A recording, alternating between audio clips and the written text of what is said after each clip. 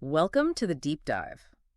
Okay, get ready for a story that honestly, it sounds like fiction, but it's turning into a very real economic showdown. It really is. We're talking major tension, U.S. and Canada, but not over the usual politics. Oh. Over copper. Just copper. Seems mundane, right?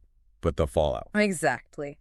The twist is Canada delivering what some experts are already calling a, quote, crushing economic blow. Just a stunning retaliation. Completely unexpected for many. So today, our mission is to dig into the sources, figure out how former President Trump's, let's say, aggressive tariff plan, how it backfired. And backfired severely. Yeah. It was meant to protect U.S. jobs, but, well, the opposite happened. We want to trace how this unfolded, look at the immediate serious consequences, and then think about the bigger picture. You know, global trade, supply chains. And it's a fascinating case study, isn't it? How one decision, seemingly straightforward, can just ripple outwards. Our sources, including one really detailed analysis, copper clash, Trump's tariffs ignite Canada trade war, they lay it all out. Where this started, Canada's response, the economic shockwaves. So it's a good shortcut to getting up to speed on this. Definitely. It's a significant development. Okay, so let's start at the beginning. This really kicks off, like so many stories recently, with former President Trump reviving that trade war talk. Right, that rhetoric resurfaced. And he zeroed in on imported copper, called for a really steep tariff, 25%. A huge figure. And aimed squarely at Canada, one of America's biggest copper suppliers, right? Absolutely. A long-standing, reliable source. The stated reason was, protect American mining jobs, bring back domestic production. The whole narrative. Exactly. Revitalize U.S. industry. Yeah. But what often gets glossed over is just how tangled up these markets already are, that interdependence. And the language used was strong. Very patriotic framing. He famously said, we don't need Canadian copper. We'll mine our own, we'll build our own, and we'll make America rich again. Yeah, a very clear message of self-reliance. Almost defiant. From a trade perspective, though, that kind of talk immediately flags concerns. How practical is it to just cut off supply lines that have been built over decades? Right. It assumes you can just flip a switch. It assumes you can achieve that self-reliance without, major blowback. But the reality, much more complicated. Well, Canada's reaction proved that. It wasn't just fast. It was incredibly decisive. Remarkably so. The sources say within 48 hours, they hit back. 48 hours. And it wasn't just a press release. They took action. How were they so quick? What did they do? Well, it wasn't just that they retaliated. It was how.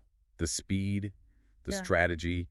It seemed to catch Washington, off guard. So not just general tariffs. No, they were very specific. Punitive tariffs on key U.S. exports. Things like agricultural goods, machinery. Sensitive sectors. Very. And even specific tech components that American industries really rely on. Ouch. But there was more, wasn't there? A really strategic move with the copper itself? Yes, that was the clincher. Beyond the tariffs, Canadian officials did something critical. Subjugal, almost. Which was? They redirected their copper exports, sent them to Europe, Asia, basically turned off the tap to the U.S. Just like that, overnight. Pretty much. According to the reports, it was almost overnight. And that wasn't just about finding new customers. No. It was about creating instant scarcity in the U.S. Yeah. It wasn't just adding a cost. It was a full-on supply shock. Like shutting down a pipeline. Exactly. Suddenly, U.S. manufacturers are scrambling. They just don't have the raw materials they banked on. And Prime Minister Trudeau, his response through all this? Very composed, but very firm. He said, we will always defend our industries, our workers, and our economic sovereignty. Canada does not yield to threats. Clear message. Delivered coolly, but it drew a very distinct line. Don't mess with our economic independence. Okay, so Canada acts decisively. What did that immediate fallout look like stateside? Was it a small ripple? Or? Oh, it was a wave, a big one. American manufacturers, especially cars, electronics, they got hit hard. How so? Copper prices just shot through the roof. Some companies reported cost jumps of up to 40%. 40%? Wow. That's way beyond just the 25% tariff itself. Exactly. Because it wasn't just the tariff pass-through. Canada diverting the supply created actual scarcity.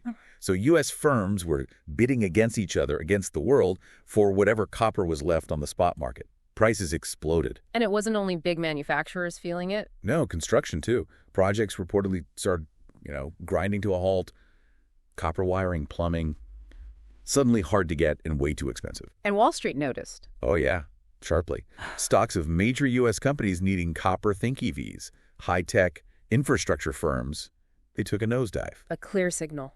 It shows how fast markets react when a critical commodity in a complex supply chain gets disrupted like that.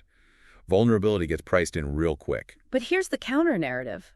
While the U.S. is dealing with this, Canada, things look different there. Very different. It's fascinating, actually. Canada's strategic shift paid off, it seems. Well, while those U.S. copper-dependent stocks were falling, Canadian mining company stocks, they soared. Interesting. So they found new buyers quickly. They did. They secured a major new supply deal with Germany pretty fast. And sources say they're in talks with Japan and South Korea, too. So they pivoted. Successfully.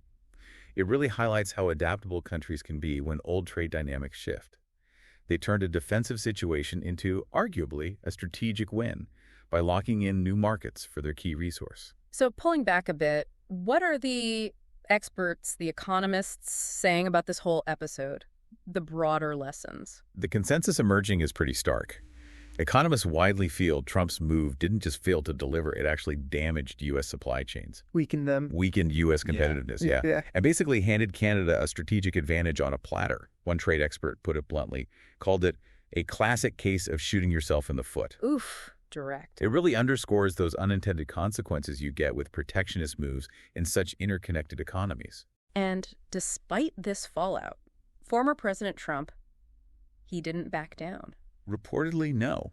He doubled down. Sources mention a fiery post on Truth Social. What did it say? Called Trudeau weak and dishonest, vowed to escalate things further. And Trudeau's response? Maintain that same composed, firm stance we talked about, just reiterated the defense of Canadian sovereignty, a real contrast in approaches. So the world is watching this play out now, this copper clash. Absolutely. The global spotlight is on it. International markets, they're jittery. Why? What are the bigger fears? Analysts see potential long-term damage to the U.S. Canada economic relationship, which is huge. Yeah. And there's a real worry this could spiral. Beyond just copper. Yeah. Into a wider trade crisis. That could hit everything from, food prices to the cost of your next smartphone in both countries.